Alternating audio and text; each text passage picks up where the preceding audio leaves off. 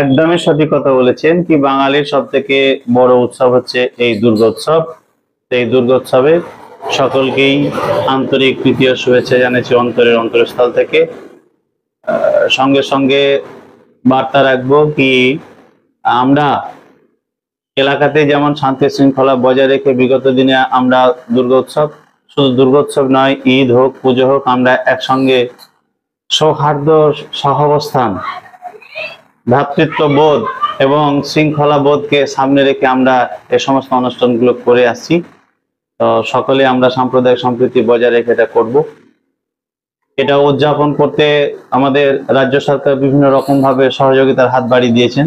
পুজো মণ্ডপগুলোকে তাদের যাতে আরো ভালোভাবে উদযাপিত হয় তার জন্য মাননীয় মুখ্যমন্ত্রী মমতা ব্যানার্জি মহাশয়া প্রত্যেকটা পুজো মণ্ডপকে 1,10,000 টাকা করে দিয়েছেন, এটা যাতে আরো ভালো করে হয় তার জন্য।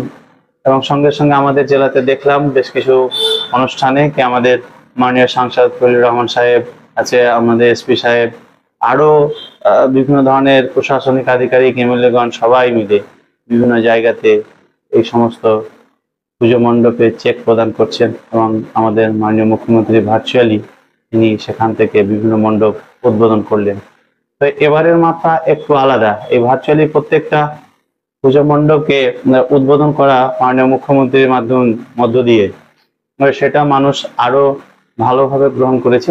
আমরা দেখেছি পুজো কমিটিগুলো এটাতে আরো বেশি উৎসাহিত হয়েছে। বর্তমানে রাস্তা দুর্ঘটনা নিয়ে অনেক সমস্যা হয়, কি বলবেন? এই সেফ ড্রাইভ সেভ লাইফ, এটা নিয়ে আমাদের মাননীয় মুখ্যমন্ত্রী বিভিন্ন সময় বলে থাকেন এবং এই প্রক্রিয়াকে নিয়ে প্রশাসনিক লেভেলে স্বেচ্ছাসেবী সংগঠন, আমাদের সামাজিক বিভিন্ন সংগঠন রয়েছে, তারাও এটা সচেতনতামূলক বিভিন্ন প্রোগ্রাম করে থাকেন এটার উপরে। তো আজকে প্রায় প্রত্যেকটা মানুষের মধ্যেই এটা পৌঁছে গেছে। তো আমরা চাইবো, আমরা প্রত্যেকটা সামাজিক লোক চাইবো, সামাজিক জীব মানুষ হিসেবে চাইবো যাতে আমরা এইটাকে লক্ষ্য রেখে সেফ ড্রাইভ সেভ লাইফ এই শব্দ দুটোকে লক্ষ্য রেখে আমরা রাস্তায় চলাচল করব, যাতে নিজে সুস্থ থাকি, অপরকে সুস্থ রাখতে সহযোগিতা করি।